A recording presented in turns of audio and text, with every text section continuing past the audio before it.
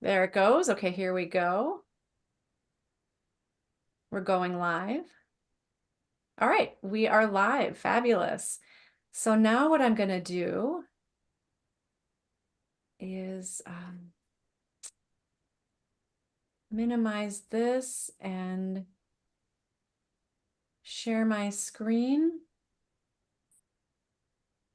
And we'll get the countdown clock started in just a minute. We've got just a minute before we're ready to have 10 minutes on the clock. So Okay. We're ahead of schedule. yes, because other times I've done this and we get a couple minutes behind. So getting the process smoothed out. All right, so I'll go ahead and press play here. Great. So now we are all set. So we can just leisurely converse and then in 10 minutes we'll actually begin. Excellent. It's always wonderful to watch the symbol, the beautiful symbol Jeff created. Yes, and I believe it was a volunteer who updated the graphic, and so it's even more vibrant and changes as it goes. It's a good meditative tool. Yes, and when we do the meditation, there's actually a little intro with music for about 30 seconds. It has this rotating to help people get into that meditative state. Welcome back, Jeffrey Mishlove. We are now live and have your beautiful rainbow yin yang rotating on the screen. Yeah, I am very happy to see it. And actually, I want to check. And its meditative nature is what I was also just sharing with Emmy, for sure.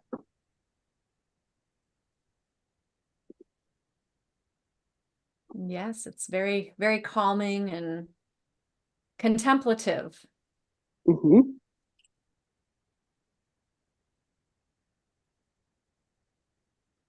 Well, I want to give a shout out to Anderson Chadwick, who is the New Thinking Aloud viewer and volunteer who took my earlier design for the animated rainbow yin yang, which I programmed like 20 years ago using Corel graphics. And he programmed this in HTML programming. It's the same concept, but a much more sophisticated algorithm to create this image. So Anderson Chadwick deserves credit for taking my animated rainbow yin yang design and improving on it. Beautiful. It's amazing how much the software has changed. It's Corel. Does that even still exist? I remember that name from years and years ago. Yeah, I think it probably does exist, but it's no longer the dominant graphic program that it once was. Right. It's incredible the last 20 years how much tech has changed from the days I came to you, Jeff, in 2005 for that interview versus now in 2024. Wow. But the interesting thing is even though the video standards have changed a lot since then, the video interviews that you did back in 2005 still hold up very well. Yes. Well, because the wisdom and knowledge that was being shared transcendent. So that is what was really great about pulling those tapes out of the archive and uploading them or upresing them actually and editing them and seeing the material that was there. It was very fulfilling for me actually. Mm-hmm. So I was glad we got to share them here on the channel. It's beautiful. Yeah, well, little did either of us know when you came to interview me in 2005 that we'd be together here on New Thinking Aloud today. Right. Almost 20 years later, right? Yeah. That's right. Now, let's see, 2015 is when you revised the Thinking Aloud series. Is that right? That's right. So, Yes. mhm. Yeah, That's about 9 years now.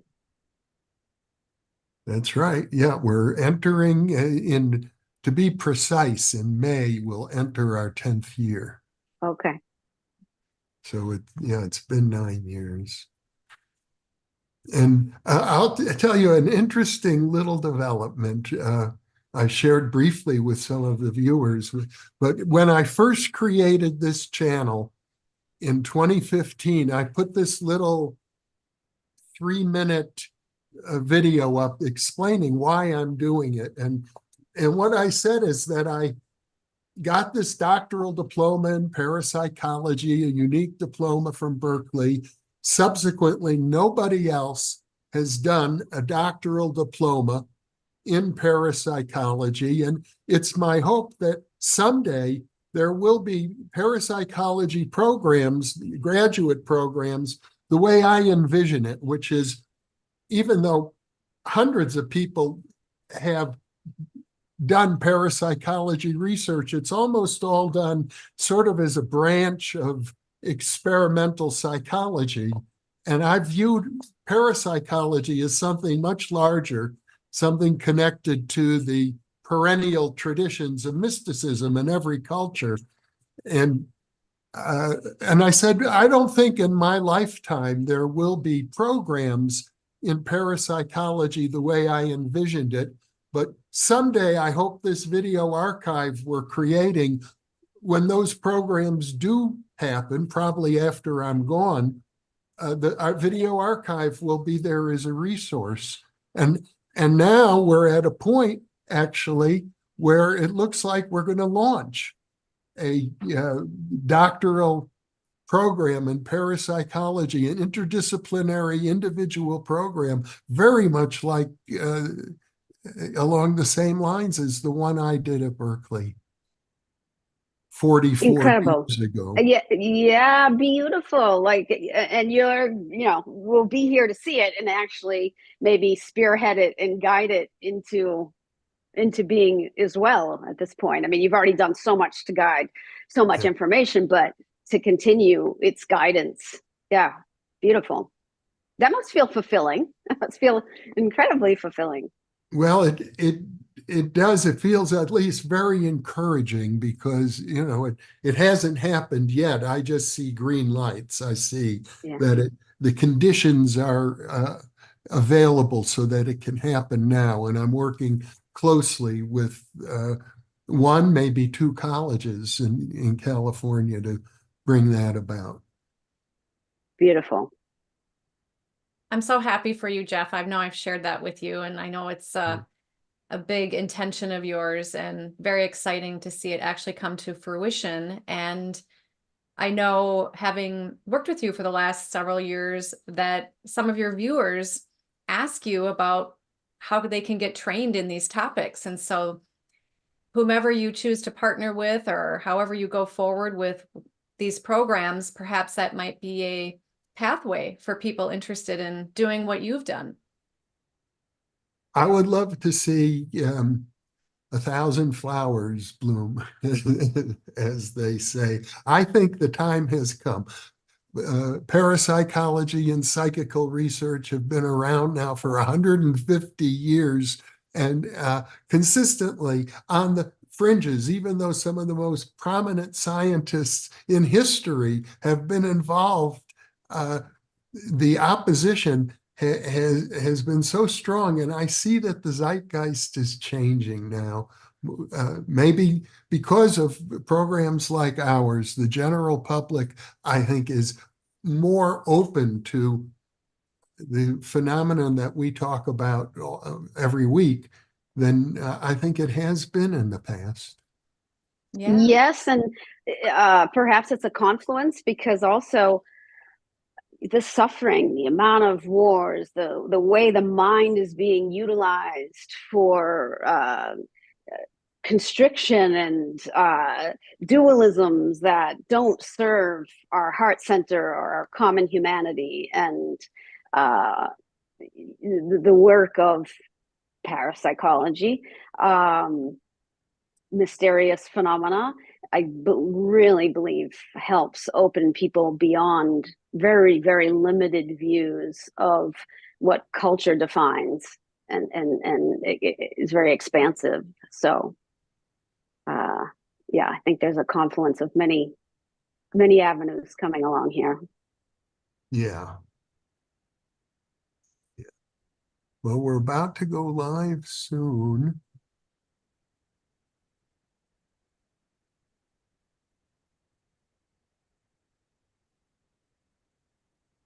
Oh, good. You've got something to drink.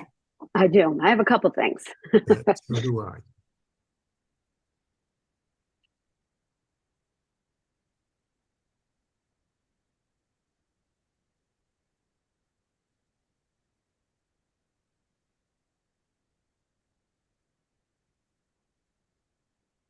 Okay, we are live. Welcome, everybody. I'm Jeffrey Mishlove. I'm here with my co-host, Emmy Vadnais, and our new guest host, Leanne Whitney, is with us today.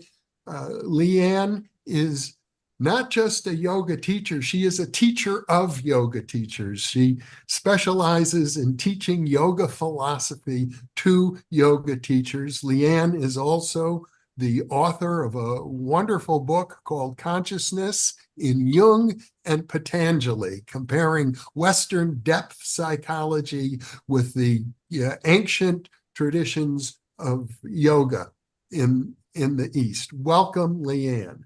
Oh, thank you, Jeff. Nice to be here with you and Emmy today, and with the community. It's great to be here.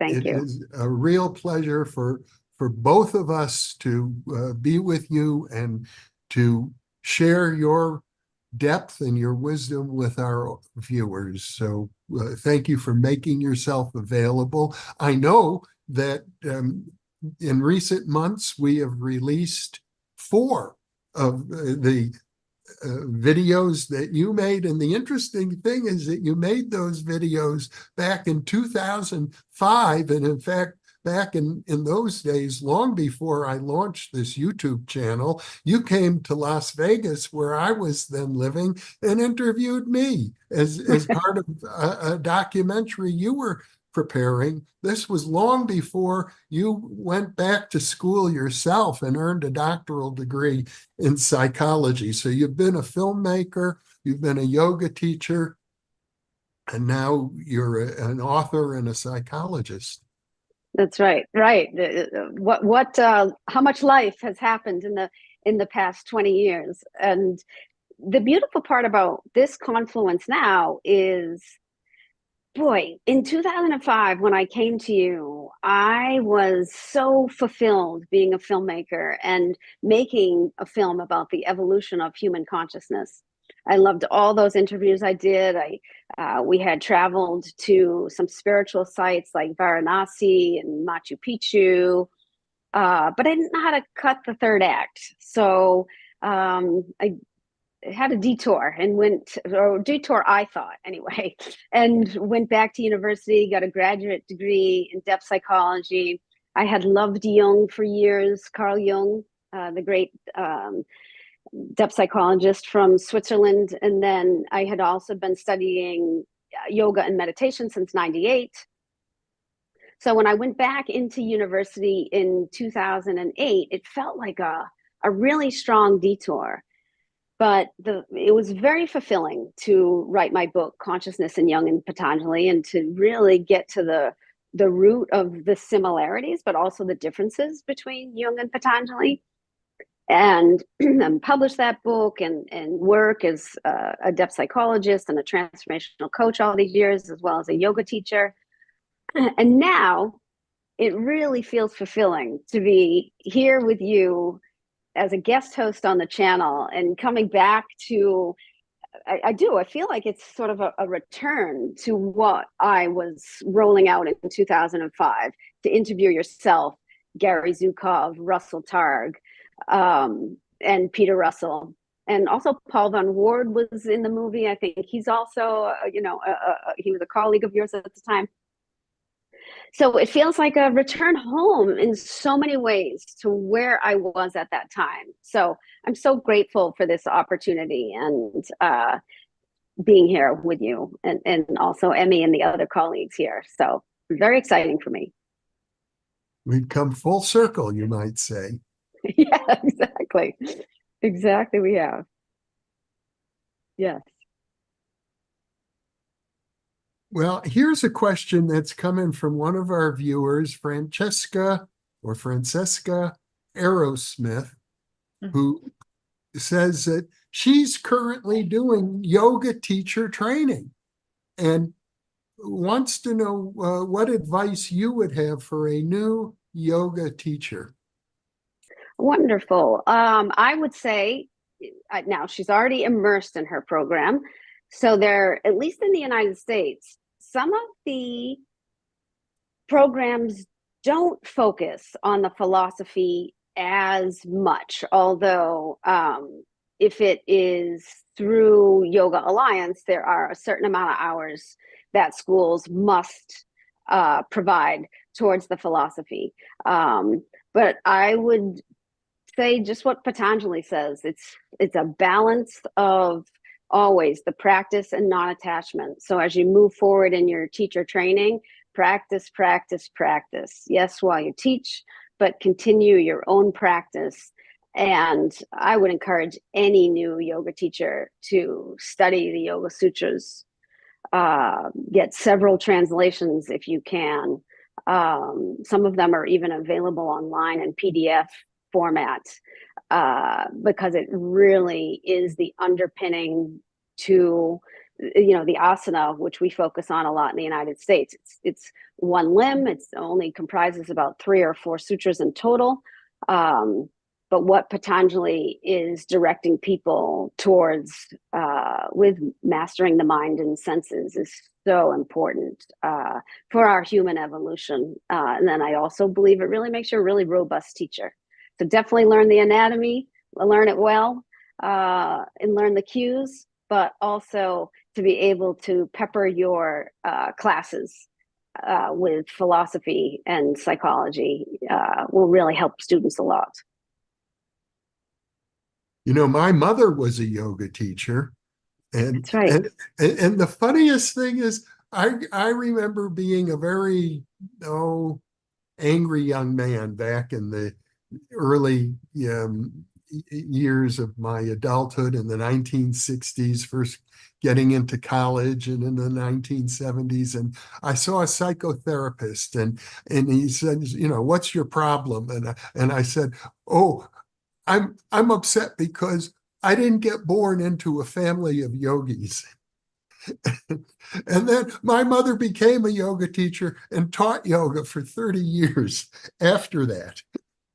Wow. I remember you sharing that with me years ago. And so your mom must have been one of the earliest yoga teachers in the country. I mean, now yoga really flourishes. But back in the 60s and 70s, I can't imagine there were that many yoga teachers around. There were not. So you could say my mother was ahead of the curve. And the interesting thing is, though, it was all hatha yoga and asanas for her. She didn't care about and had showed no interest in yoga philosophy. Oh, Although okay. she lived it, she embodied it, but she didn't care to study it. Okay. And when did you first become exposed to Patanjali? Do you remember? I started doing yoga back in the 1970s, Yogi Bhajan's Kundalini yoga, but it took me much longer before I started reading Patanjali, probably another 10 years.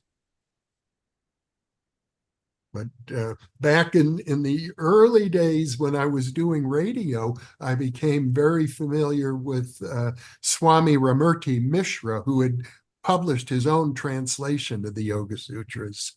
That's right. That's right. I have that translation, I believe. Yes. Yeah, yeah, I got to know him rather well and living in the San Francisco Bay Area, which was I used to think of it as the capital of consciousness because there were so many yoga ashrams and Tibetan Buddhist centers and human potential programs. It seemed like there was no place in America, at least comparable to the San Francisco Bay Area when it came to that sort of thing in the 1970s.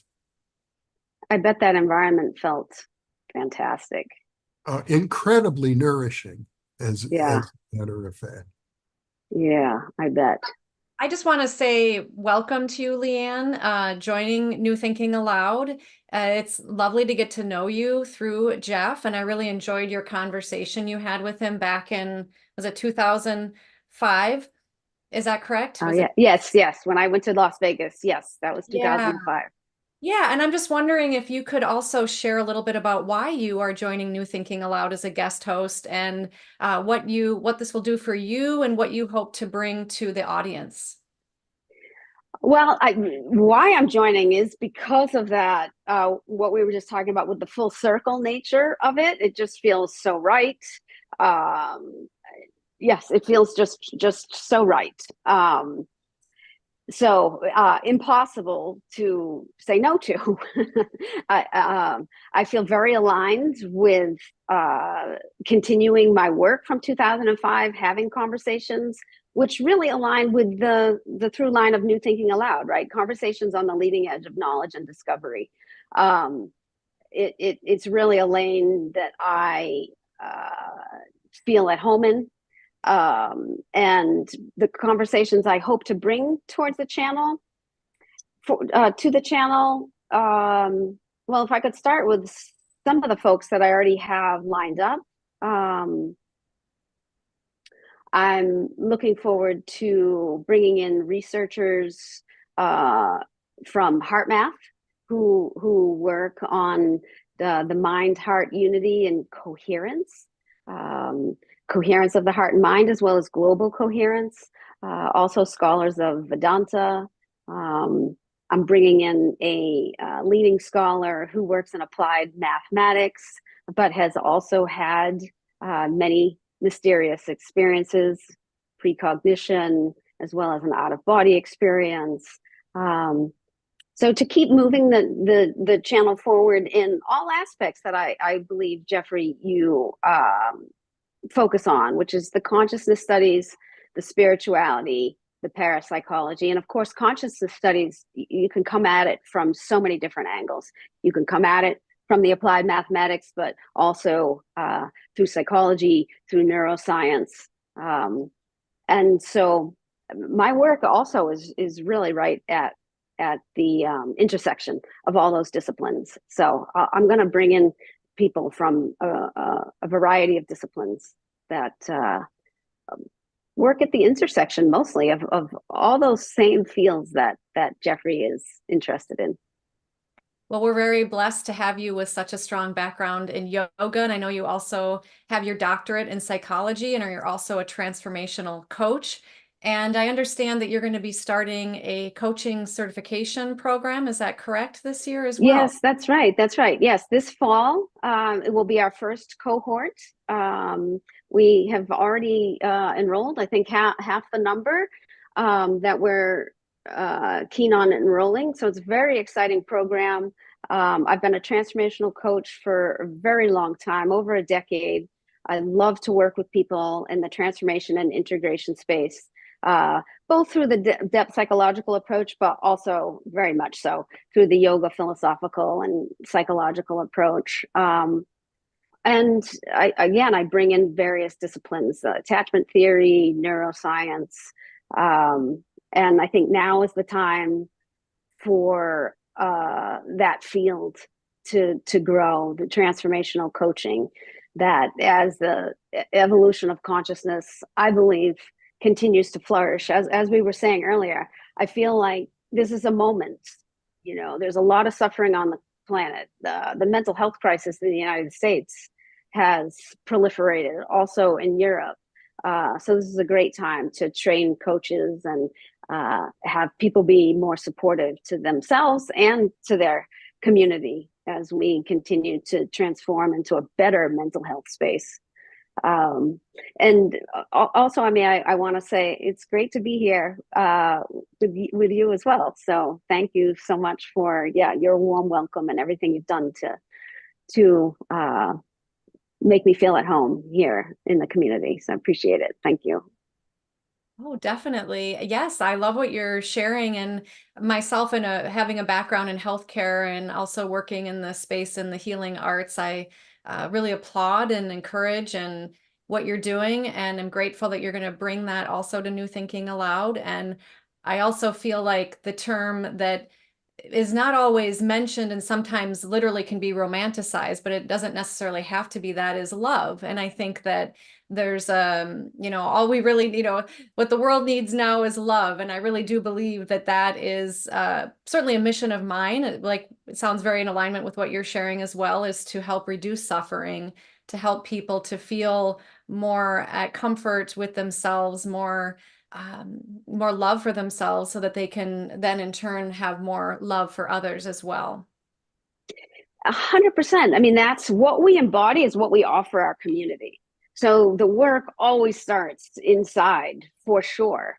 Because in order to, let's say, be the most compassionate or offer our communities the greatest level of wisdom, ways to set up intelligent systems, we have to do that work inside of us. That would be what Jung would call the shadow work, what Patanjali would call working with the samskaras, the imprints. And of course, in yoga, psychology, anahata, the heart center. It's one of my favorite sutras, actually. Sutra 334, Patanjali says, by samyama on the heart. Samyama means concentration, meditation, and absorption into the heart center. We come to know the mind. And he means the literal heart, but he's also taught, the word is Hridaye, Hrdaye, which is really the heart of all intelligence, the heart of the universe. Anahata is the heart chakra in that system of thought. And anahata means the sound that is made when two things are not struck. So when our heart is in coherence with the universal heart, then we literally are beating as one and feeling that interconnection. And, yoga has shown that as possible, or shown a light towards that integrative way for a very long period of time. And I think the way that we've imported yoga into the Euro-American culture over the past decades really shows that, like water to a sponge, we're ready to soak up this information and start to live more harmoniously and in coherence with universal energy. Beautiful. One of the things I've noticed, and we do have a program that will be released on this soon, is that so many yoga teachers have gained prominence, and then there's a scandal associated with them. Now, I know it's not just yogis. It happens in every religion, whether you're a rabbi or a priest or a minister. There just seems to be a temptation for people in positions of spiritual leadership like that to take advantage of their devotees or their members of their flock. And it's usually, powerful man taking advantage of vulnerable women. And I see it happening more often than not. I would say amongst the yogis who have come over, or even American yogis who begin to accumulate a following, there are these sexual scandals that seem to happen over and over and over again. And I wonder if you have any thoughts about that. Well, yoga is something that's it's about balance. All right. It's about equanimity. It's about integration. And if we start to take ownership of any kind of identity or knowledge, we're really actually no longer doing yoga. But I think when people move into places of power, that desire to take ownership or to feel like one is the knower, the power imbalance begins to happen. I don't know how rapidly. I think it's spirit rock that has a much more, they don't have one seat of power. They've put it so there's like several individuals that work in tandem with each other. So there The isn't one Spirit Rock person in. Buddhist Center in Northern California. Yes, that's right. I believe there's no one person that sits at the top. And I think that's a very wise choice. In that way, there's always a balance there, and the ability to not call each other out per se, but to be able to have a check and balance. And I think that's also what Carl Jung was trying to say when he was looking at the yoga systems. That we have to just be careful not to, take it on wholeheartedly without really moving it through any of our own shadow work, because you don't want to just reify a guru. You absolutely do not want to reify a guru. I have a friend who recently said to me, "Guru, Guru." It's like the guru is within, and so if anybody gets involved with any kind of community where a guru thinks they're the all-knowing person and they're not actually teaching you to go inside and find your own answers inside, that could be actually one red flag to a community, that the guru has all the answers and they're not actually teaching you or guiding you to go deeply within, that they're sitting there on the stage with all their knowledge and just wanting people to sort of reify their light without going within to do their own work. So I don't know if I answered your question wholeheartedly, but I do feel like Spirit Rock is a great example now of really the way to model it, role model a good community to keep in balance, to have the checks and balances. Well, since you mentioned Spirit Rock, I think it's useful to point out that we have video interviews with two of the founders on the original Thinking Aloud series. We've released them on the new Thinking Aloud, but I only keep them up for a week at a time. And that would be Jack Kornfield and also Sylvia Boorstein. Beautiful. Yeah, Leanne, Jackson. Yes. oh, go ahead. You're going to I was going mention. to say Jack Kornfield's an incredible teacher. Definitely. Yes. And there doesn't seem to be, to my knowledge, any hint of scandal at Spirit Rock, as there have been at so many other ashrams and Zen centers and yoga centers. Right. Leanne, I was just going to ask if you could share. I know this is probably a simple question with maybe a lot you could say. So I'll just ask it this way. What is the goal, or like the title of this live stream, the power of yoga? Boy, the power of yoga, it sits in itself. So yoga means union, and it is a union, boy, mind to body, mind, body, spirit, mind, body, universe. And when everything is working coherently and in harmony, the power sits inside of itself. So then it's not breaking out into a disintegrated form where, again, there would be violence or greed or some kind of separation.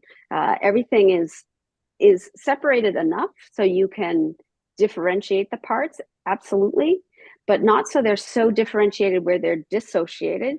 So in yoga, yoga means union, but it's not enmeshment.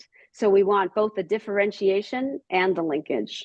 And that's the beauty of yoga. And that's the power of yoga, is that we're able to see the differentiated aspects, but they're also working in an integrated way harmoniously, and that's where the power comes from. And maybe another way I could say that also is in terms of Shiva Shakti, it's like the universal power of Purusha or pure consciousness as it plays with Shakti or Prakriti on what I would call the horizontal plane. So all matter, all phenomena, this pure power sits in itself, what I call the vertical axis to my clients. It's sitting inside itself, but then, and that's why you never want to lose sight of that. So one of the key teachings in the Bhagavad Gita, which is one of the core texts of yoga, Krishna instructs Arjuna, never take your eyes off me. And so by always having our eyes in that center of pure power or Shiva, or what I call the vertical axis, then as we move out on the horizontal, or in our human form to our families and communities, that we never lose that touch towards integration. And again, that doesn't mean we're doing it perfectly. I think things are perfect way at the deepest levels, if I don't even want to locate them anywhere, but from the perspective of pure consciousness. But as human beings, we have windows of tolerance, things become uncomfortable. But if we never lose sight, like Krishna says to Arjuna, don't take your eyes off me. If we never lose sight of pure consciousness or that central channel, when we do hit a road bump or a struggle or confusion or another level of veiling or illusion, that we are able to anchor ourselves back in that again, that alignment, and do the work to bring that power back into its central channel. Mm-hmm. Beautiful explanation. And what is the union with? So again, it's like union of everything. So whatever we differentiate, the union is the coming back together of whatever the differentiated parts were. So again, the mind is not separate from the body not separated from source, spirit, God, goddess, whatever words you want to use there. So at heart, everything is integrated and everything is in union in that system of thought. What happens through cultural conditioning is we become disintegrated. We get enwrapped inside the culture in a way that pulls our energy, that pulls our focus in a particular direction. And then we lose the union. You see what I'm saying? Does that make sense? So the union is all of it. Yeah, well, it's always fun talking for me with different yoga teachers, because people, everybody has their own way of presenting the topic. Sometimes I've heard it as union with the divine, and essentially, what you're describing is that state of consciousness. And so I very much appreciate what you're sharing. And I think that here, at least in the United States, now there's a yoga studio pretty much on every corner, which I think is also really wonderful. It really started with the asanas, the movement. And it sounds like for you, you've gone really deep into the true philosophy of yoga. And of course, the asanas are just one of the 8 limbs. So when you instruct people with your yoga philosophy, what do you feel are some of the primary tenets that you like to impart? I mean, you just shared one, which was very beautiful and powerful, of course, as well, which is, really summarizes all of it. Yes, that one I share all the time, that statement from Krishna to Arjuna, don't take your eyes off me. Yeah, it's just such a core key teaching. Well, certainly with my clients, the breathwork practices. So again, from the vision of yoga, and that's what yoga is ultimately, is seeing the power of pure perception. When the mind, so again, if this would be the central axis where everything is integrated, if the mind moves, the chitta-vritti, it's very active and it travels, let's just say, far from the center, and it gets bound inside the culture, or bound inside some thought forms. there's going to be indicators to that, which means we're no longer can take a comfortable seat in the body, which means that our nervous system is dysregulated. So pranayama, or breath work, is also a key aspect of yoga that I teach, because linking the mind to the breath then travels that, what Jung would call a complex, or what Patanjali would call the samskaras, the vasanas, the samskaras, when the mind is moving in a very contracted and conditioned way. The breath is going to allow us to come back and get the nervous system regulated, and then to act once again from an integrated place. Yeah. There's so many potentials and a lot of research on yoga. I know myself, having a background as a licensed occupational therapist, that one of my colleagues even wrote a book about how yoga, for example, can help people with stroke. So when I was in occupational therapy school, I was taught that a person usually will get their most gains in the first 6 to 12 months post-stroke.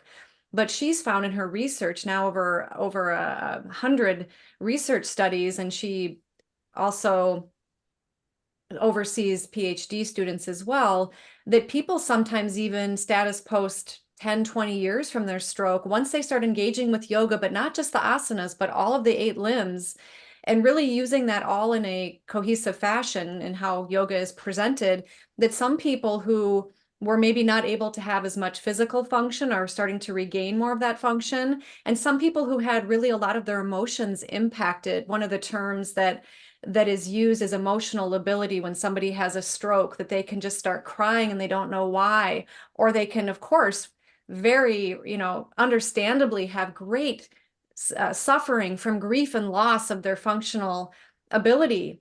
And so I was just wondering if you could speak a little bit to what you've seen in your practice with yoga over the years, of how you've seen it benefit people, not only from like the prevention wellness part, or just, being a person, but also some of the ways that maybe have really surprised you or excited you with what yoga can do. Well, boy, I've never heard that about strokes. That's fabulous to hear that.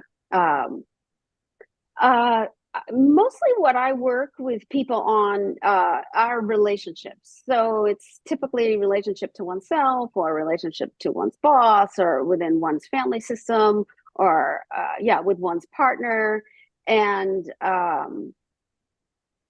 I've seen tremendous results by people definitely going deep inside and working on their own, let's just say, binds.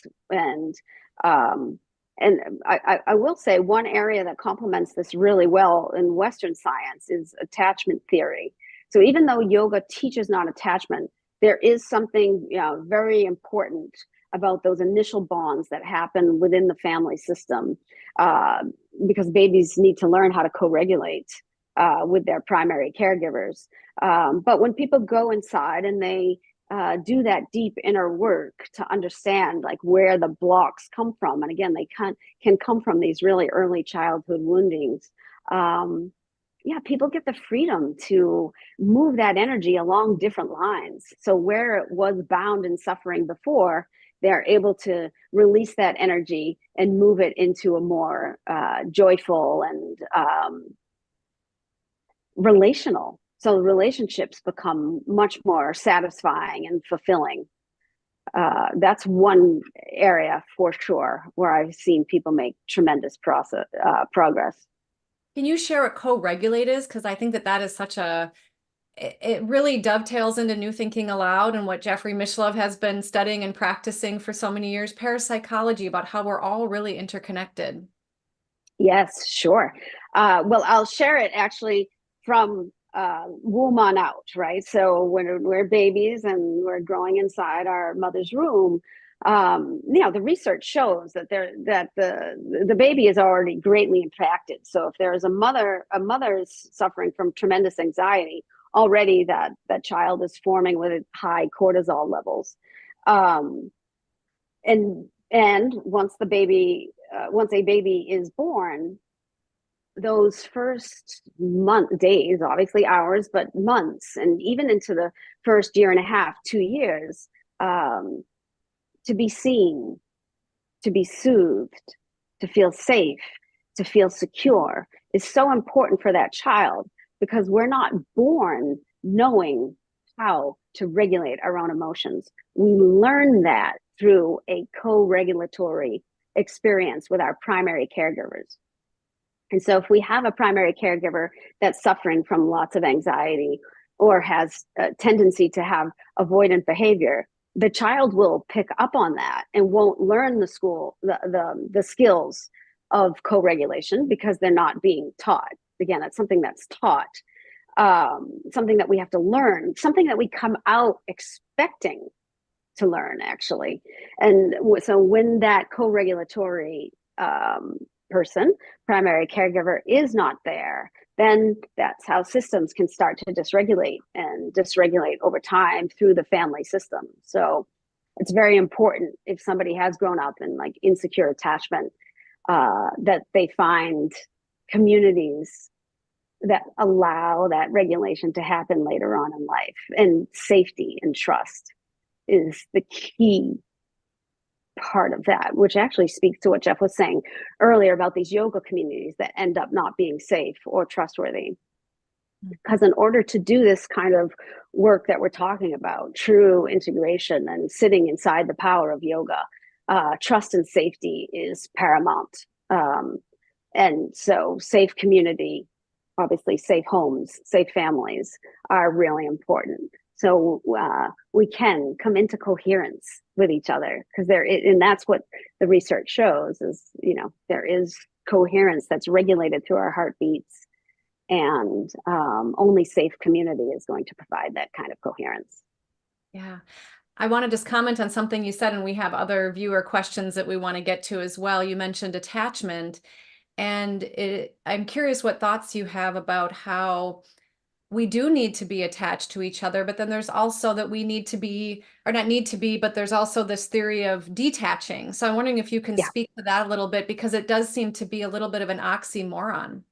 it does. I think it really confounds a lot of people as they study these liberatory psychologies. And really the view of the liberatory psychologies, I would like to say it's holographic. It's integrative. Everything is all one, and that can start to sound a bit too woo-woo. That's why I emphasized a little bit earlier, it's differentiation and linkage. It's not an enmeshment. You're able to differentiate the parts. That's how remote viewers, let's just say, can even do their work. So the non-attachment is really serves us in the sense of, this is a transitory realm. Everybody's going to pass away. This is a realm of change. So you don't want to attach to things that are going to be changing. That's going to really cause the suffering. But if you have your heart integrated with the hearts of all living species, as well as the heart of the intelligence of the cosmos, it's not really an attachment, it's a bond. And I think terminology is perhaps where we could discern that a little bit better. You bond with everybody through the heart by doing this kind of work of coherence and regulation, but you don't want to attach to the changing forms, because none of us are getting out of here alive, kind of thing. It's going to be a change, but that's okay, because your heart is sitting at the deepest level of the integration. Mm-hmm. And those bonds may continue in what we might consider the afterlife as well. 100%. Yep, absolutely. So again, I think it's really terminology that needs to get played with a little bit there, because you're right. It's very confounding to people to be like, wait a minute, attachment, not attachment. Yeah. Exactly. Yeah, exactly. Right. Which Jeff, is it? Jeff, you're smiling. What are your thoughts on that? Well, I noticed that we're getting a lot of comments from viewers about different schools of yoga that people are familiar with. Not that many people know about Patanjali, but people have heard of Yogananda. People have heard about practices like brahmacharya. Someone is even asking about, I think it's a pretty obscure yoga organization called Sanat Kumara.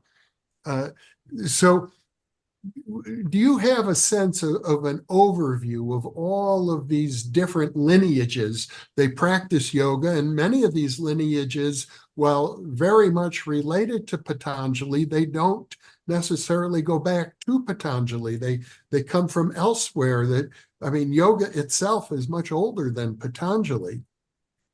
That's true. But if you see yoga as it's seated in the Vedas, right, which are the most ancient of the texts, the seed of what Patanjali teaches, that silence, is already situated there in the Vedas. Now, I can't speak to all the schools that you just brought up.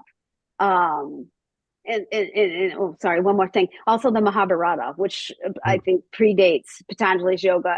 Yoga is mentioned 500 times in that text. So there's already the seeds of what Patanjali basically brings together their traditions.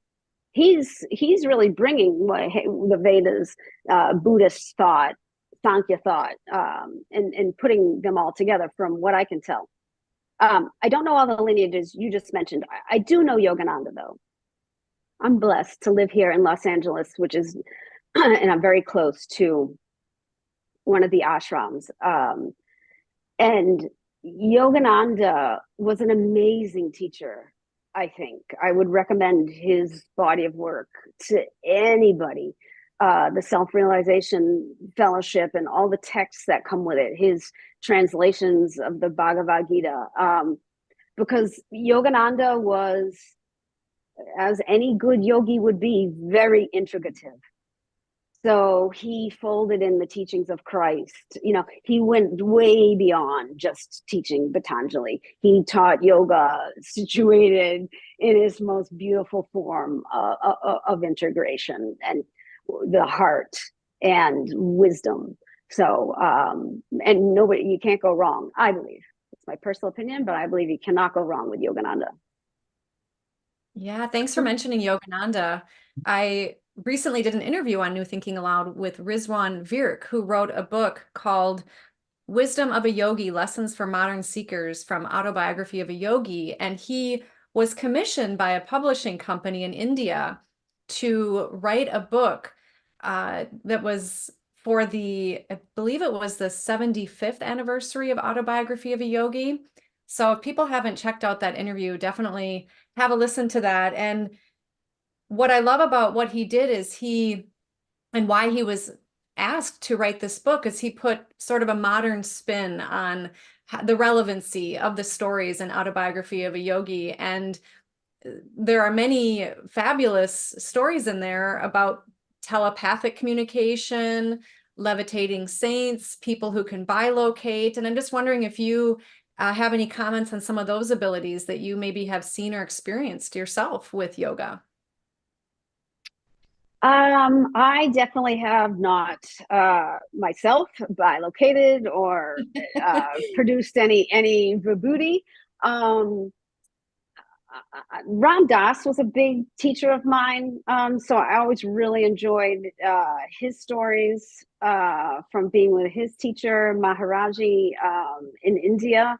But personally, psychic abilities, yes, as in clairaudience and clairvoyance, for sure. I would say that personally, clairaudience would be the sense, the multisensory perception that I rely on the most in the yogic system of thought. Sound is really profound in the sense that from Om, from the, let's say, core sound of the universe on out, sound is carrying with it the levels of integration or disintegration. So like the Buddha taught right speech.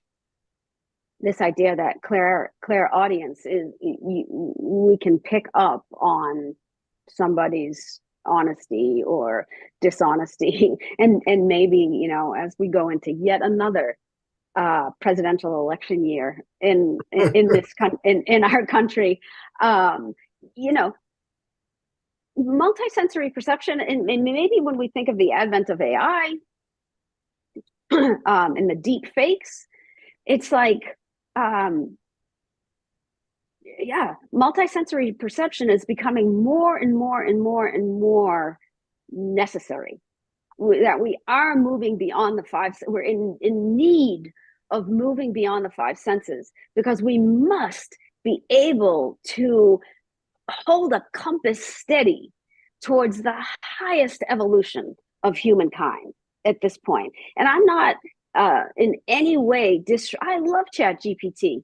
I think AI has benefits, but like anything, it must be in balance. Anything can be used as a weapon, or anything can be used erroneously. So we want to keep it in balance, but we also have to hold a steady compass towards the highest levels of our evolution, not our devolution. So I think, that goes into some of the things that we were talking about earlier. Like, now is the time for people to hone their skills of multisensory perception and be able to discernment, viveka. Like, discernment is also a key aspect of yoga, the capacity to discern. Yeah, So and I went that's off a little bit on your question, but oh, I think you're very in alignment as you're talking. You're embodying, and your spirit is coming out of all of your yogic wisdom and who you are, which is just lovely and beautiful. And I just want to highlight I think one of the ways we could also describe what you're talking about, and this is what Yogananda really espouses strongly, is for people to trust their intuition.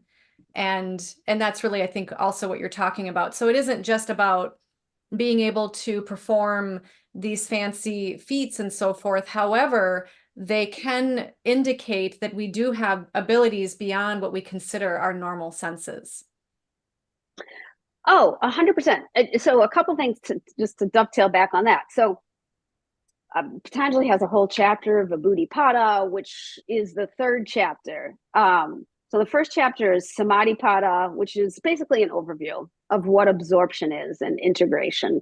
And then he has Sadhana-pada, which is about the practices. And then he has Vibhuti-pada, which is the third chapter, which is, he starts out basically by the last three limbs of his Ashtanga yoga: concentration, meditation, and absorption, which is samyama. And in that chapter, he does talk about these yogic powers. And two things I'd like to highlight. One of them is, do not become overly focused on those powers, or now you're not inside yoga again. Now your mind is beginning to bind onto wanting those kind of siddhis or powers. And again, like we mentioned earlier, yoga power is about the integration of the whole sitting inside itself, right? So you grab any one thing and you pull it and bind it, and now you're going to be out of the loop again of sitting in integrity. So Patanjali definitely gives that warning, if you will. And then also, boy, I'll be really challenged to come up with the number. I want to say it's around 340, but don't quote me on that. Where Patanjali says that the intellect and pure consciousness there must be a discernment between the two, right? So yoga, it's union, but first of all, we want Vayoga, which is the differentiation. So he's saying pure awareness, pure seeing, the ability to see must be discerned from the intellect. And if that isn't the case, and that's why I like to teach mind, I like to teach like Patanjali does, prakriti. The changing nature is mind and body. I don't put mind and consciousness. I know a lot of people in the field of consciousness studies have mind and consciousness enmeshed. I follow along Patanjali and I differentiate those two. So Patanjali teaches in this sutra that the intellect must be discerned from pure consciousness. And he says, and then the following sutra, again, I've lost sight of what those numbers are, but the following sutra, and he says, from there, multisensory perception is able to now really start to be honed. So it's really important to understand that knowledge, the intelligence is inside the pure consciousness, not inside the mind and our intellect. I hope that was clear. Well, let me jump around a little. Here's a Sure. question from a viewer named Nate Sniffen, who asks if you think our eating choices can contribute to yoga practice and to our mind. 1,000%. 1,000%. I would say we want to eat. And again, people don't like this word pure, which I understand coming out of Catholicism. I can see where the word pure causes some people to really question. But pure meaning sits inside itself. So true nature, pure raspberries, organic foods per se, from the earth, not processed. I feel that that is the most supportive for the mind-body unity, also for our environment. So I definitely think food choices, and also food can make the nervous system very sedentary, or it can jack the nervous system up. So even if you just follow along that line, like, is this food helping me stay regulated and my nervous system in a place of balance and harmony, or does the food make me tired and lethargic or overly energized? That's a good way to look at it as well. Yeah, that's a great answer. And to really feel into your own body. And even if a person, I know over the years I've talked with people and not everybody feels they can afford to eat organic. I actually feel that the organic industry, just like dairy and corn and wheat is subsidized, I really feel that the organic natural food industry ought to be subsidized so that more people can afford it and we actually support our earth. And so even if you're not able to eat with that or have a budget for it, that you can look at maybe even just what you're drinking or not drinking, right? Like if it's, caffeine, sugar, and like you're suggesting, to really pay attention to notice which foods make you feel more centered in alignment with yourself, and having that balance within yourself and being able to think and feel more clearly, perhaps. Beautiful. I mean, and I'm so glad you brought up the financial piece, because again, it comes to what is the culture doing and why would grocery stores have aisles and aisles of soda or potato chips, very processed, highly processed foods, as opposed to available fruits and vegetables across the spectrum, across the financial spectrum, so that they're very affordable. I definitely know in the inner city in Los Angeles, sometimes apples can be more expensive than Taco Bell, or so. It's a very, very important point that you're bringing up about finances and what kind of food we see on the shelves at affordable prices. I imagine it's not just food. I imagine that culture as a whole, conventional society, and yoga are somewhat at odds with each other, because yoga is about union, it's about integration, and it's about wholeness. And so much of modern society is about almost the opposite. It's about losing yourself in the myriads of rabbit holes you can jump into and forget who you are. Mm. Yeah, maybe, Yeah. and maybe some powers that be want that to happen. Right. Well, That becomes the question. I mean, it's not that we couldn't have a culture of yoga. The question becomes, who are the powers that be that want it another way?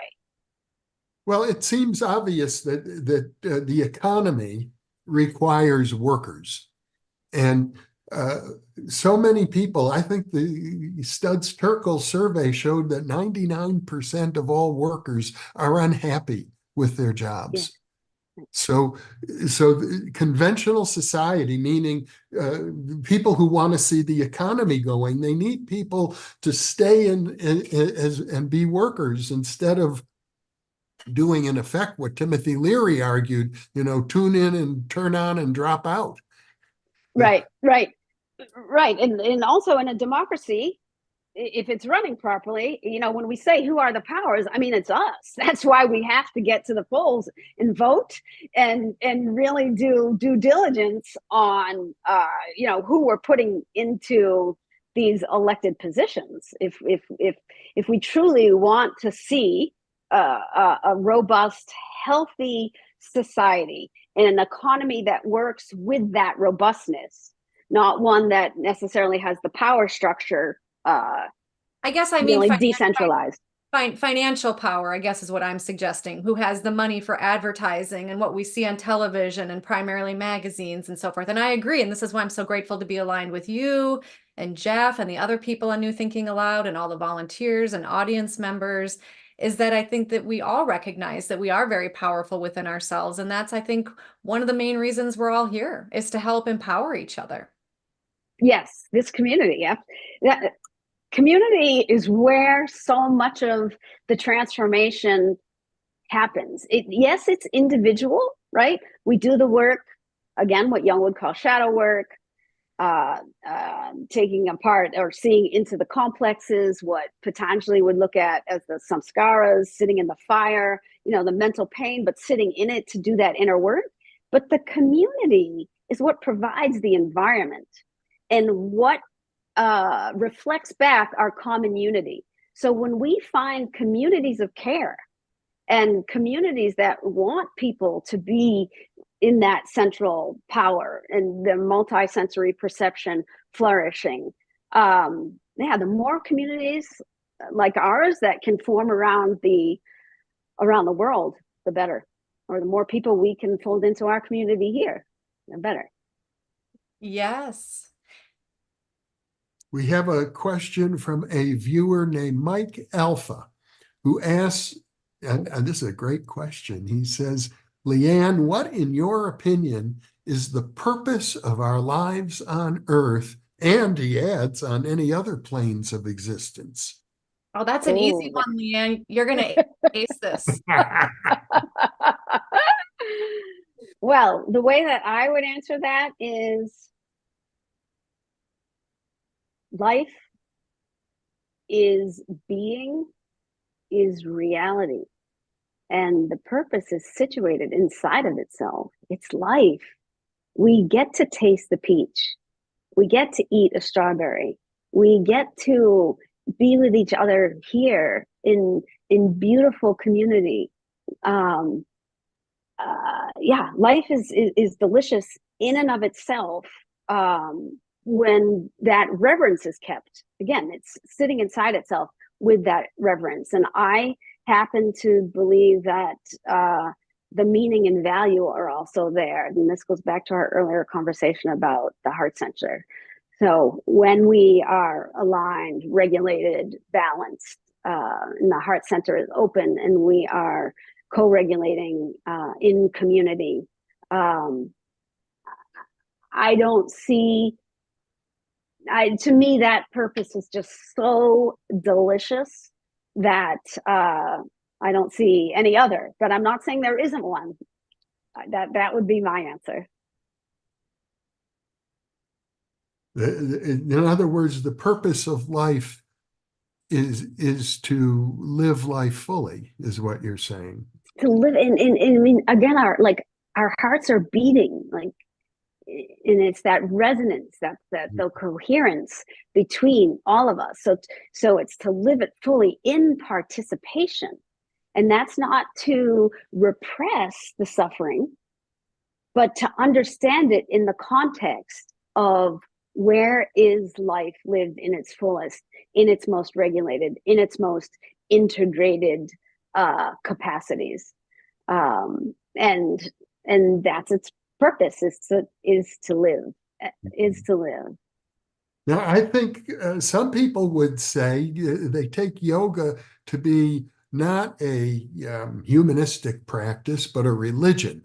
And they would say, the purpose of yoga is the same as the purpose of life, which is to achieve union with the divine. And your answer has a little bit of a different slant than that. Well, my answer is coming from that we're the union is already there.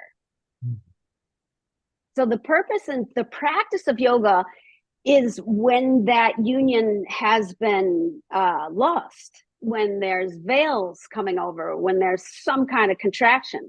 I don't think union is something we get to. I think we let go of the obscurations, we let go of the contractions, and then we find that the union is the thing that we already are. Yeah, it's So already there. therefore, It's not necessarily, well, it's sort of recognizing what's already there is what you're saying.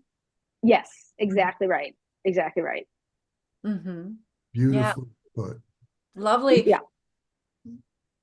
Go We ahead, have a Jeff. couple of questions, and they're related. They have to do with the practice of meditation. Yeah. Andrei Slavash Krasowski points out that according to Charles Tart, who's been a guest often on New Thinking Aloud, very few people practice meditation for a long time. Usually they give up. Same thing with yoga. They practice it for a while, and then they stop.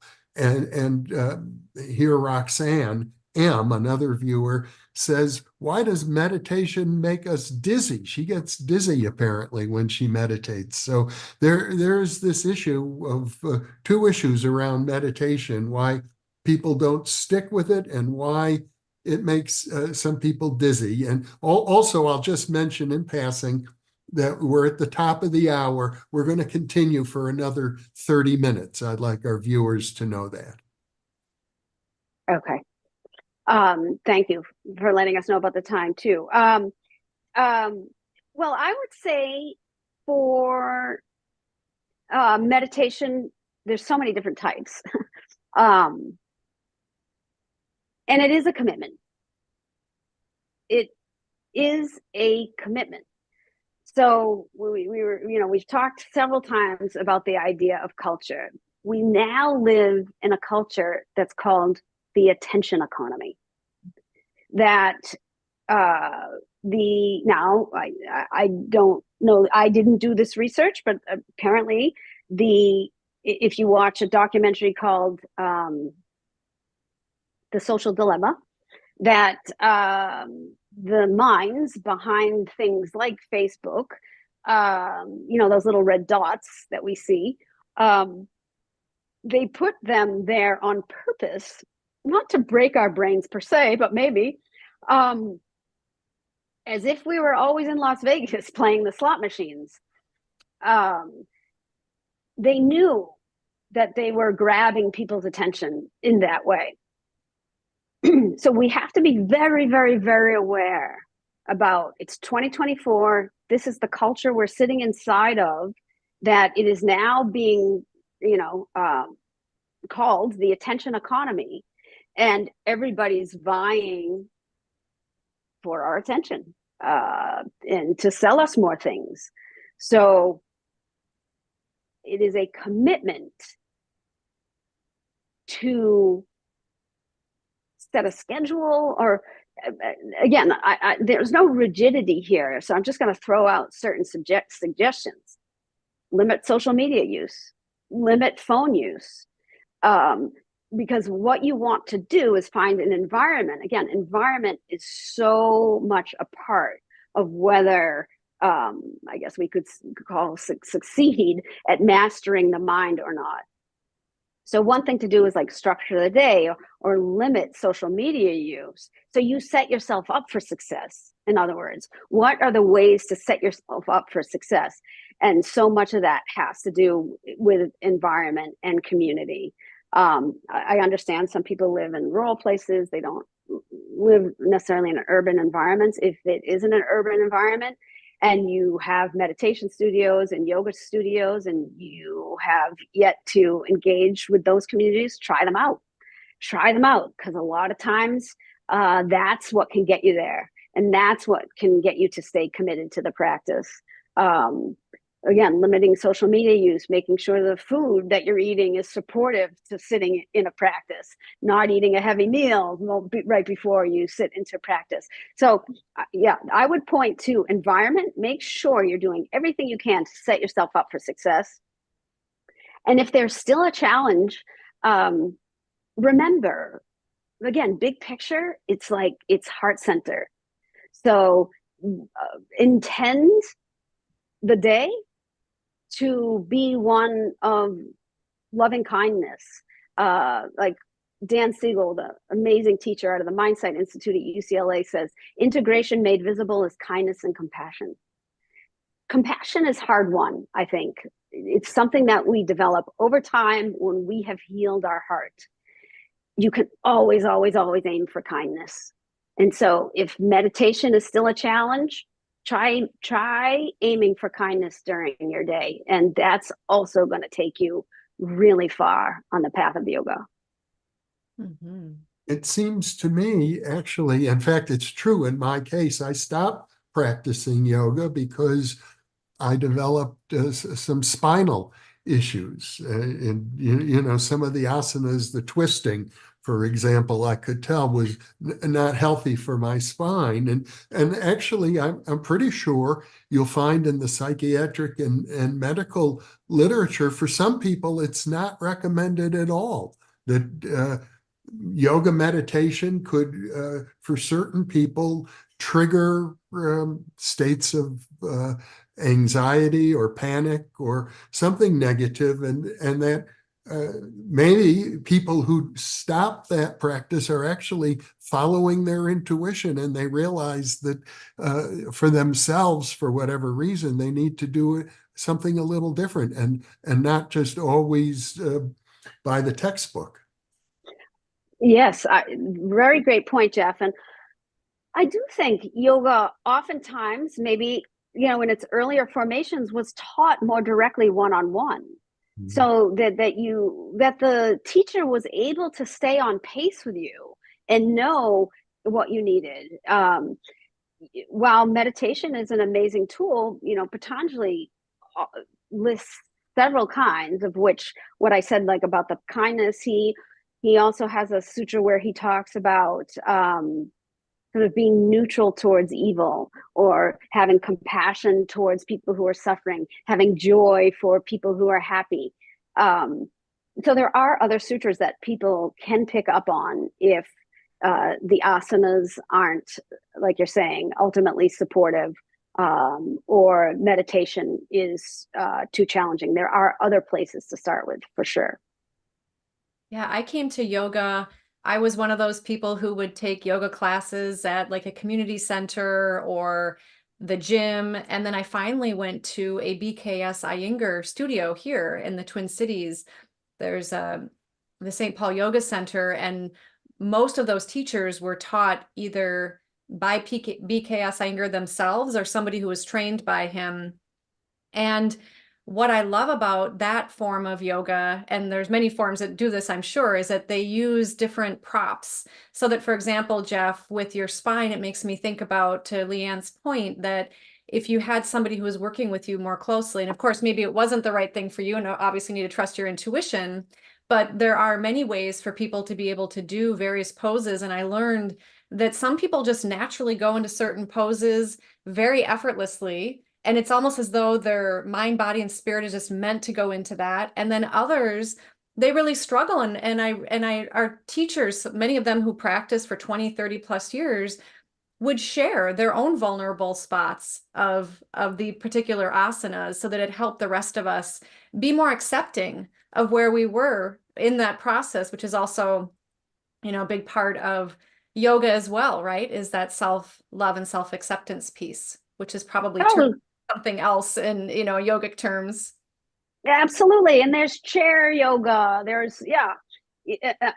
And if we could say, you know, the asana, big picture, right? It's linking the mind back to the body, which is really, again, this idea of the breath and the nervous system. So yeah, we want to let go of any rigidity. There's lots of flexibility when it comes to different practices that work for different people. Absolutely. Mm-hmm.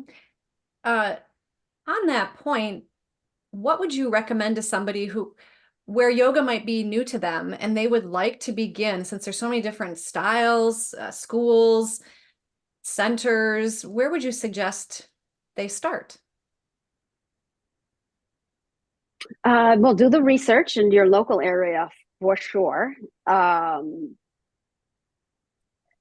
Yoga Journal, Yoga International. There are some online schools that have been around for a really long period of time that will have a wide variety of classes. Boy, YouTube also is filled with classes now. My son has taken some classes on YouTube. Yoga with Adriene is one a lot of my clients really like. Um, but if you have a local community, I think that can often be really, really helpful. Because again, like it can get you there. Just being inside that community can help give you the inspiration to get to class. And then you also have the opportunity to ask questions to your teacher or but yeah, doing the investigation, like you said, Emmy, does the class have props or not props? Or definitely there's such a wide variety out there. So going online and doing some research first to see the different types can be beneficial, but also yeah, going to your local studio and asking some questions, I think can be very helpful too.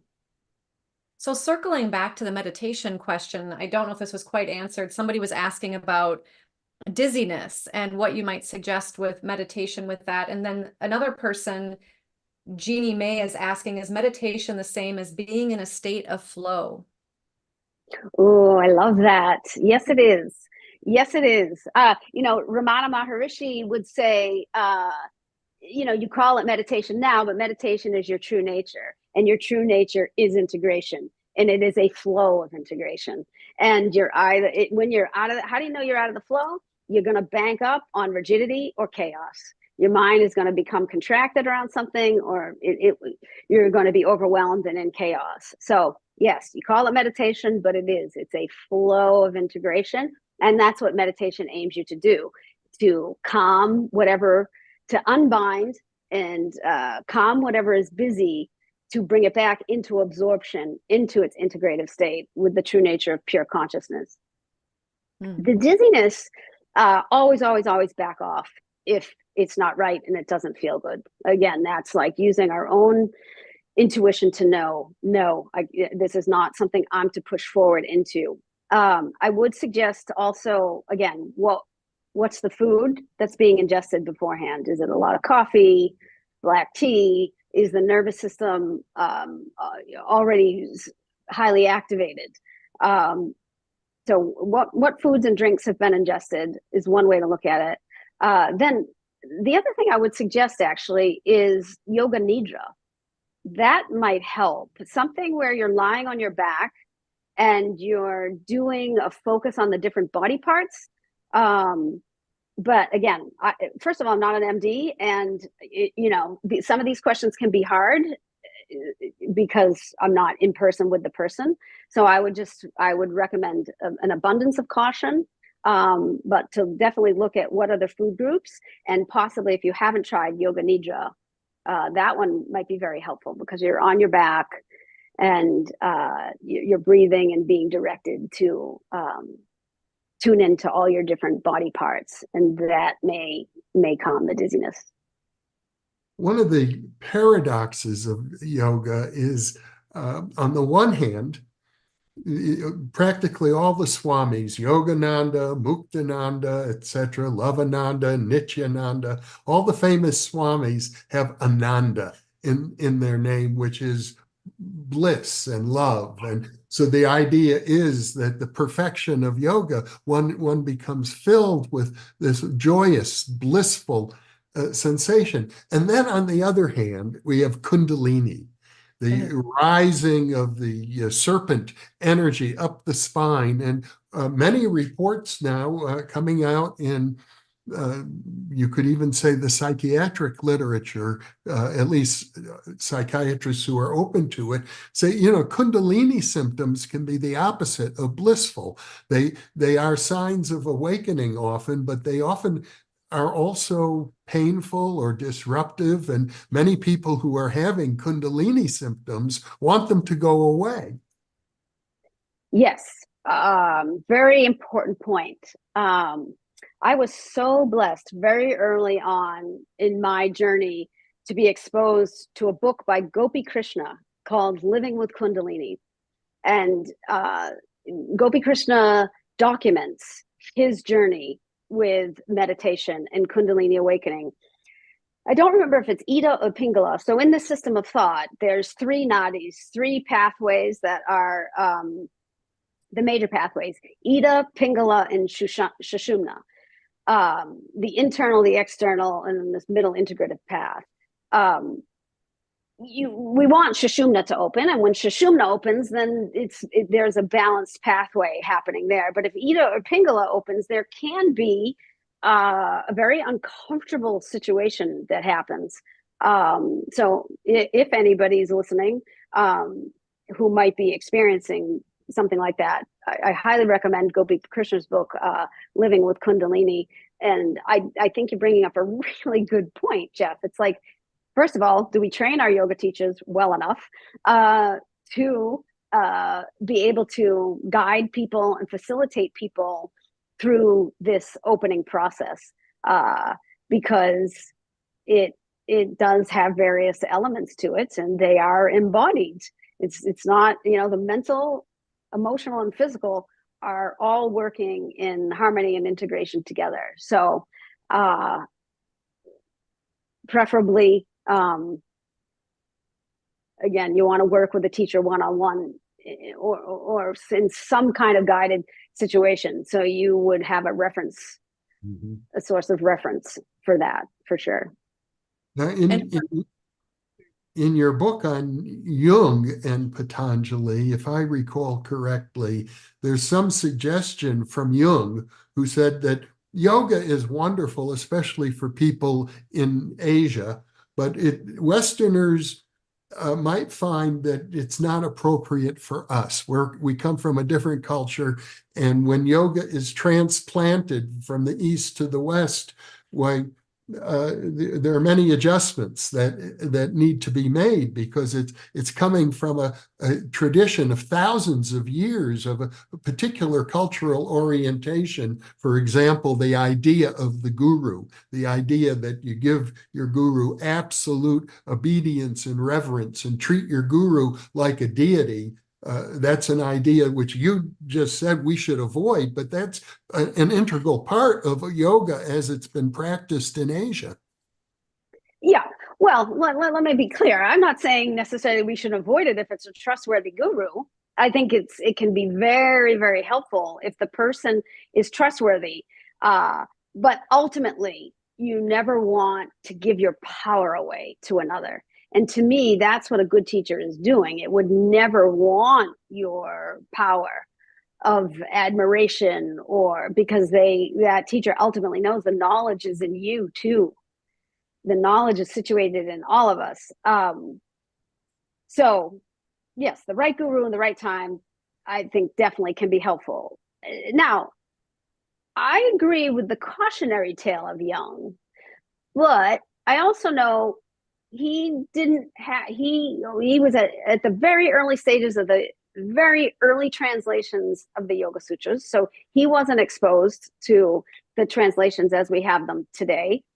And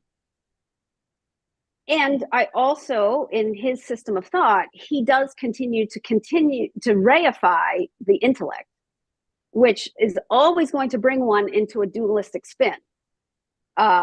So I think that's also why he was saying we have to go a different way. Isn't yoga, though, also dualistic? Well, it depends on whose read you have of the text. So Sankhya, yoga is one of the 6 orthodox Hindu philosophies. Also, Sankhya is an orthodox Hindu philosophy, and Sankhya uses a dualistic metaphysics of Purusha, pure consciousness, and Prakriti, nature. Patanjali picks up that dualistic metaphysics, but when you take a non-dual read of Patanjali is using the dualism as a epistemological or pedagogical tool. He's using it to teach. In other words, he's using the duality to ultimately point one towards the non-dual space. Does that make sense? So he picks it up, he folds it in and uses that dualistic metaphysics, but to ultimately bring forward the integrative state. Thank you. I just want to briefly ask you, I know it's a big topic, Leanne, but dovetailing on what Jeff said about Kundalini and people wanting to make it go away, I was wondering if you could just briefly comment, and of course you've mentioned this in various light forms here in our conversation today, but about yamas and niyamas and how people can really work within themselves. Any suggestions that come to mind around that? Oh, I love the yamas and niyamas. And actually, yes, Jeff earlier had brought up brahmacharya. So I'm so glad we're circling back to this. So brahmacharya is one of the 5 yamas. The yamas are the first step or limb of Patanjali's Eightfold Path. You can see them as steps in a way, but it's very robust to see them as limbs because they can all grow at the same time, just like a baby's limbs would grow in a womb.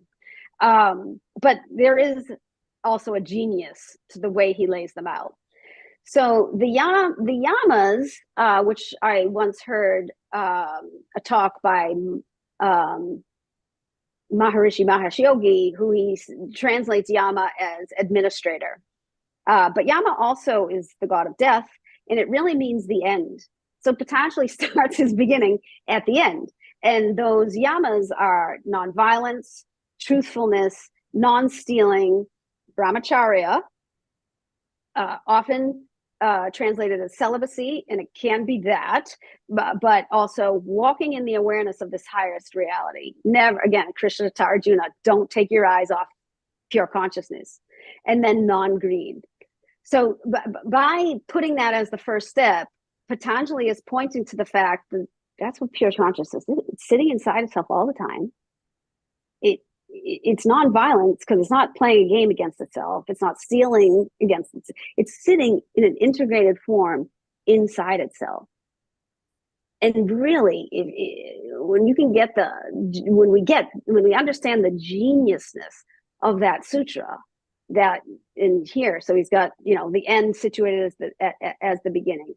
So this non-violence in our own thoughts, non-violence towards each other, truthfulness in this system of thought. Again, being is truth, is knowledge. They're all rolled up into one.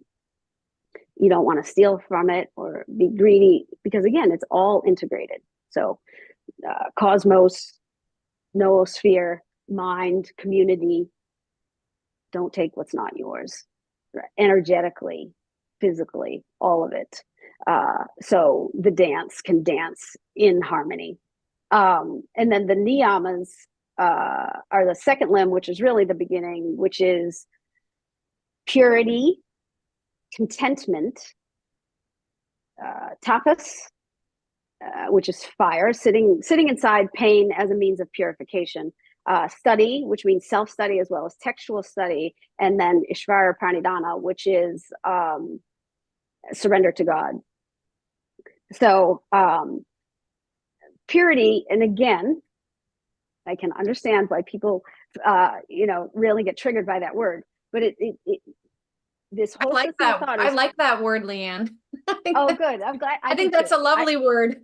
I do too, but a lot of people get really triggered by it. But because it's integrative, the whole system of thought is pointing to something that's pure, i.e., there's nothing outside of it. So it's all situated inside of itself. So and why I said what I said earlier about the food, when we can aim towards that which is situated inside itself, not a manufactured food source, but something, a raspberry, an apple, something that's holistic in nature. That's what you want to sort of point to with those ideas, and contentment also, which again, I can understand why people can be challenged by these ideas of when the culture has kicked up so much discontent, but that's why we do the work to bring the contentment within. Where am I?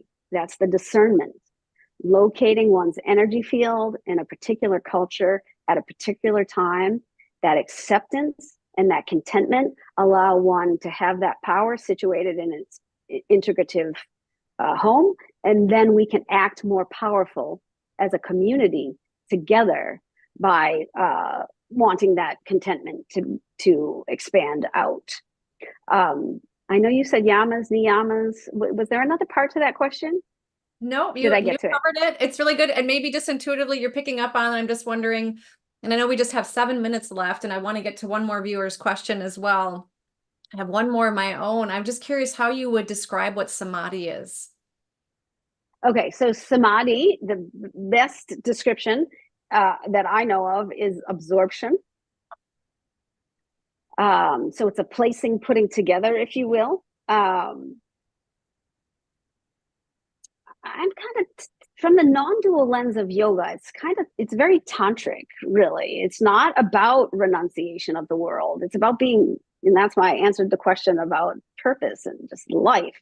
It's about being here, and again, eating the peach and smelling the rose. And so when the mind has lost its more in pure consciousness, again, these words get really, really tricky because it can never be lost. That's the brilliance that yoga points us to. You can always find your way back home through the stillness. You're going to be able to hear the still small voice within, and you'll be able to retrace your steps.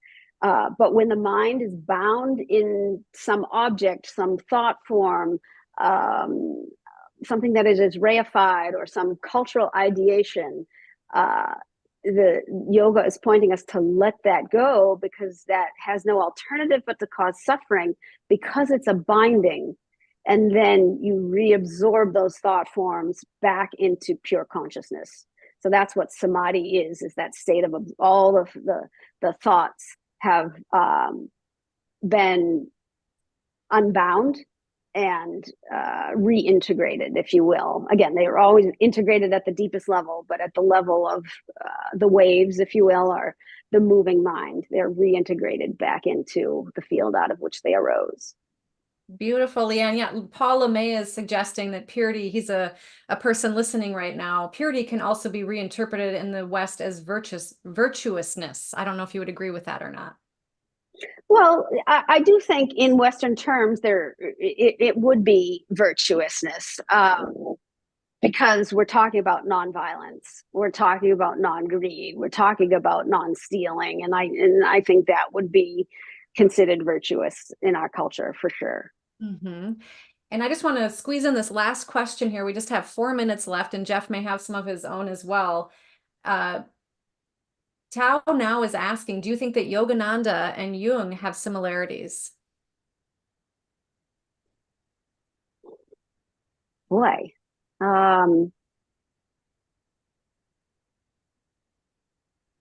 Yes, absolutely. As teachers, for sure.